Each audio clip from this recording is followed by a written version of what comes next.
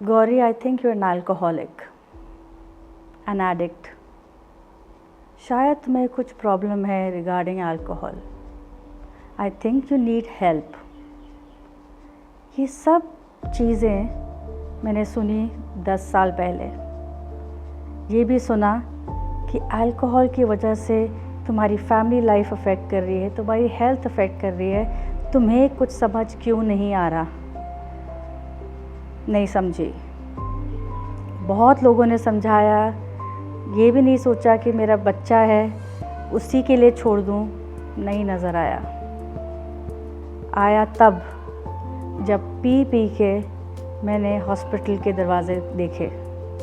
ICU गई.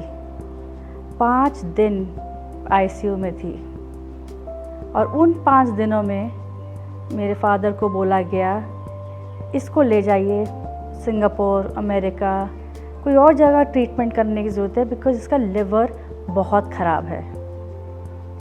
मेरे father वो काम करना शुरू कर दिया, पेपर वर्क करना शुरू कर दिया, पता करने लग गए कि कहाँ इसका इलाज हो सकता है. लेकिन वो 5 दिन जब मैं हॉस्पिटल में थी, आईसीयू में थी, जब भी मुझे होश आता तो सिर्फ़ अपनी मदर को देखती थी. वो हनुमान चालीसा, गायत्री मंत्र पढ़ती थी और रोती थी, और 5 मिनट उनको देखने के बाद मैं दोबारा सो जाती थी. 5 दिन के बाद जब डॉक्टर्स ने मेरा फिर टेस्ट किया, वो हैरान. वो कहते कि इसको बाहर जाने की ज़रूरत ही नहीं है. जो दवाइयाँ लोगों की बॉडी में 20%, 30% काम करती हैं, मेरे 200% काम किए. ये एक मिरेकल था मेरे हिसाब से. अगर आज देखूं तो एक मिरेकल था. और वो मिरेकल उसी एक ही जगह से पॉसिबल था कि मेरी मॉम की प्रेयर्स वो काम आई. लेकिन कभी ना कभी वो एडिक्शन का एक स्विच होता है कि क्या ये स्विच मुझे, ये तो चलो मैं ठीक हो गई हूँ, अब मुझे कोई प्रॉब्लम नहीं है, अब मैं जाके दोबारा अपनी ज़िंदगी एक नॉर्मल तरीके से चला सकती हूँ, या अल्कोहल भी पी सकती हूँ, बट अगर समझदारी से पीऊँ. ये थॉट आया जब मेरे पेरेंट्स मुझे हॉस्पिटल से ले जा रहे थे. तो उस टाइम एक थॉट आया, वो आधी बॉटल वोडका की आज भी मेरे कमरे में थी, तो जाके पी सकती हूँ. वो सब चीज़ें जो लोग समझाते थे, जो मुझे आईसीयू तक ले गए ना, कुछ फ़र्क नहीं पड़ा. जब मैं गाड़ी में बैठी, मैंने अपनी फैमिली को बोला, आपने कहीं ना कहीं शायद एक रिहैब ढूंढा था मेरे लिए. तो मेरे फादर इमीडिएटली कहते हाँ. तो मैंने कहा, आप मुझे हॉस्पिटल से सीधा उस रिहैब ले जाइए, क्योंकि मुझे पता था कि अगर मैं घर गई तो मैं दोबारा वो बॉटल पीऊँगी. मेरे फादर हैरान, पर ले गए. और जब हम उस रिहैब में पहुँचे तो देखा कि 14 लड़के थे और एक फ़ीमेल भी नहीं थी. जब मैंने पूरा रिहैब चक्कर काटा, मैं कहीं ना कहीं एक वाइब्रेशन मिलती है, या एक ऑरा मिलता है, एक वाइब होती है उस जगह की. वो बहुत कहीं ना कहीं मुझे लगा कि ये जगह मुझे समझेगी, मेरी तकलीफ़ों को समझेगी. मैंने कहा, मुझे यहीं छोड़ दीजिए. family being family, they said, okay, what about her security? How will she be, how do we look after her here? So my father spoke to the owner of the rehab and he says, don't worry, we will look after your daughter completely fine. पहला दिन, दूसरा दिन, 3 दिन, कुछ 4 से 5 दिन मैंने और कुछ नहीं किया. रोई इसलिए कि उस टाइम पे मैं 35 इयर्स की थी. एक 5 साल के बच्चे को अपने घर छोड़ के एक रिहैब में बैठी थी. मेरा वेट था 39 किलोज़। शॉकिंग, क्योंकि मैंने I don't even remember last खाना कब खाया था। खाना आता था मेरे पास कमरे में, मेरी मॉम मेरे लिए देती थी, मेरे घर वाले देते थे, लेकिन मैं अंदर जाता नहीं था। तो what I did was that every time that food came, I would quietly go to the bathroom and flush that food because it could not go inside. I would throw up. So I was literally living on liquid diet. पर family को लगता था चलो ये खाना खा रही है। 4th-5th डे के बाद मैंने जो रूम्स थे वहाँ पे रिहैब में, एक कॉमन रूम होता था जिसमें सब बैठते थे और कोई काउंसलर, कोई थेरेपिस्ट बैठ के बताते थे इस प्रॉब्लम के बारे में। वो एक पहली बार एक ऐसी जगह थी जहाँ पे मैंने जाना कि अल्कोहल एक डिज़ीज़ है। डिज़ीज़ ये नहीं, ये तो कोई डिज़ीज़ नहीं है, आदत है। ये तो सुना था, यही बोलते थे सब। तो मैंने जब यहाँ पे सुना कि oh my God this is a disease, and then I said okay I can be blame for this because ये कहाँ से आई, मेरे जीन्स में थी या कोई और रीज़न था, मुझे नहीं पता, लेकिन एक बीमारी है। और वो बीमारी को कंपेयर किया गया डायबिटीज़ से, और एग्ज़ाम्पल होते थे कि जैसे डायबिटीज़ के केस में it is treatable, it's not curable. Similarly, your problem, your disease is also treatable, not curable. I said, okay, maybe. जब और क्लासेस हुई और सेशंस हुए, शेयरिंग होती थी, बोला था कि लिखो, एक जर्नल लिखो, तुम्हारा बचपन कैसा था, एक एडिक्शन किस चीज़ के लिए होती है, क्या क्या तरीके हैं, कोई ट्रॉमा के लिए होती है। और मैंने सोचा okay this is a new way to rediscover yourself, और वो किया मैंने जो गौरी कहीं ना कहीं खो गई थी उसको वापस लाने में मैंने शुरुआत की। जब when was the last time Gauri smiled, laughed, danced, did all that without a substance? मेरा चॉइस ऑफ सब्सटेंस सिर्फ अल्कोहल था, लेकिन काफ़ी था। और अल्कोहल एक ऐसी चीज, एक ऐसा सब्सटेंस है जो लीगल है, जो हर जगह मिलता है। क्या करते हैं? Temptation. I am not blaming anyone for this, all I am saying is चलो अब आ गई, अब क्या करना है। गौरी को ये बीमारी है। Now what is the next action that she needs to take? Once she is accepted that yes, Gauri has a drinking problem, she is an alcoholic, जो लोग बोलते थे अब मानना शुरू किया। क्योंकि जब मुझसे काउंसलर या थेरेपिस्ट या साइकोलॉजिस्ट पूछते थे अच्छा बताइए आपकी ड्रिंकिंग से ये हुआ, आपकी ड्रिंकिंग से ये भी होता था, जब वो सवाल और बढ़ते रहे और मुझसे पूछे गए तो मैंने कहा ओ माय गॉड, क्या सीरियसली? अब लगता है कि मैंने अल्कोहल को एक मेन सेंट्रल पॉइंट बनाया हुआ था अपनी लाइफ का, और आस पास सब कुछ, everything revolved around alcohol. Sad but true.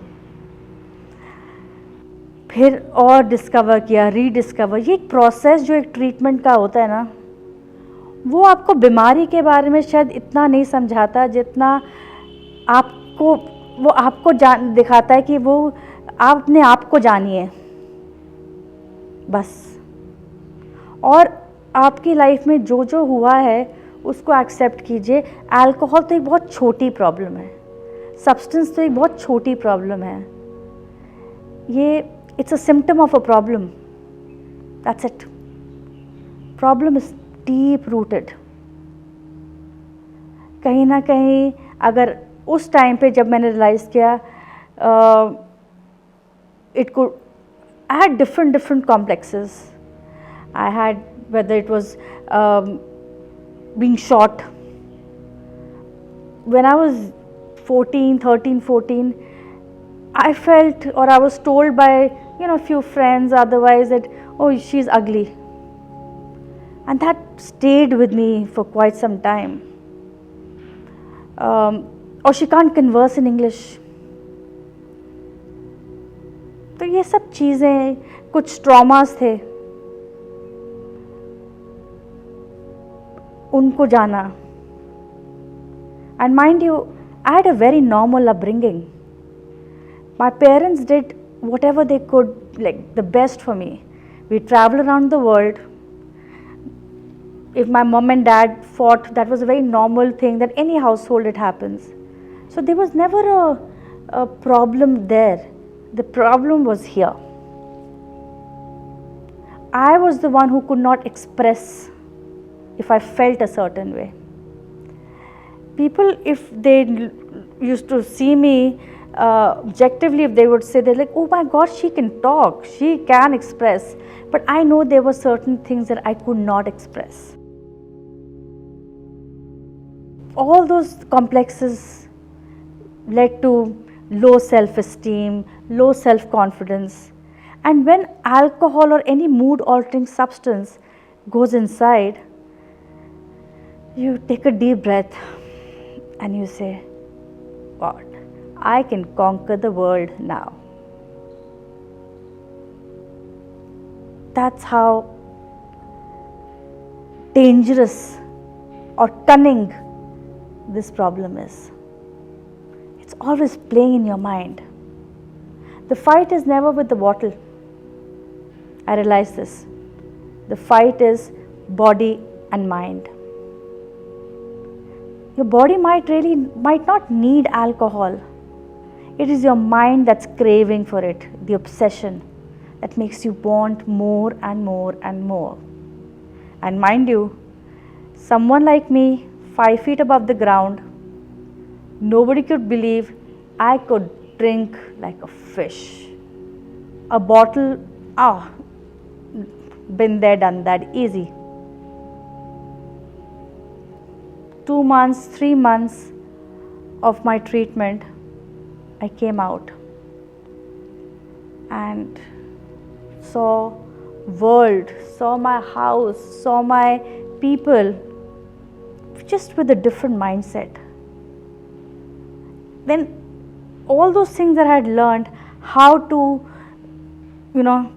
look at a situation objectively, and that helped with me. What helped me was patience and tolerance. It helped me to let go of situations in life, to express.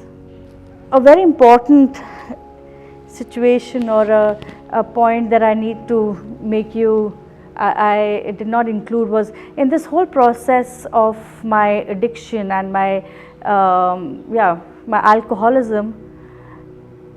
A stage came where I had separated from my husband. Mind you, the man had tremendous patience and tolerance. To deal with an alcoholic, not easy. He did that because he really loved me. He was also thinking of our son.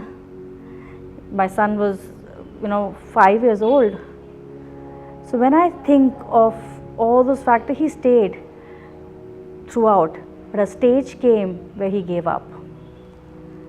And he only gave up because he knew how it was affecting our son, because there were dangerous situations where I would pass out and my son at home.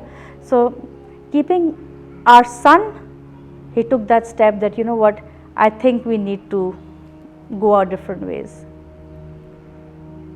That was the power of addiction. Now, one hand we have power of addiction, the other side to it is the power of recovery. The more and more he saw how I was changing emotionally, mentally, physically, in recovery, he started believing that, okay, she's talking sense.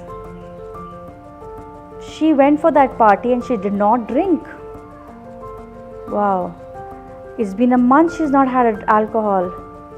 2 months, 3 months, 5 months. Slowly, that belief turned into faith.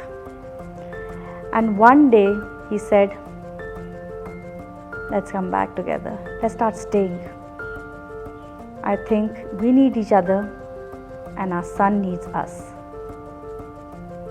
In addiction, I had put myself in so many dangerous situations.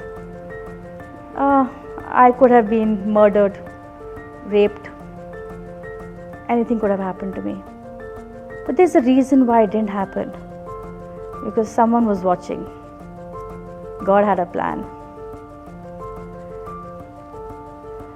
Today, I want to tell people this, exactly this, that,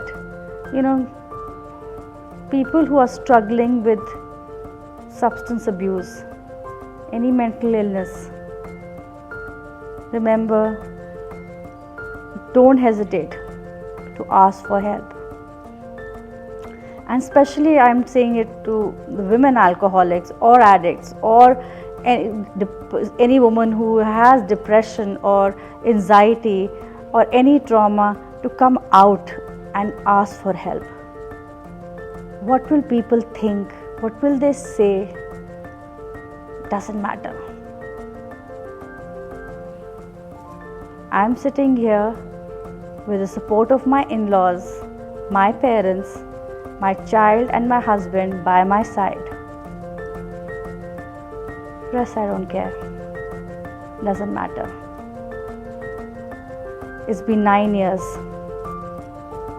I'm still counting days. Still a long way to go. And I want to keep doing this till my last breath. This is how it's going to be.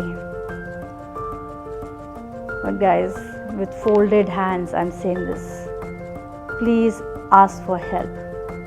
Because magic doesn't happen, but miracles do take place. Think about it.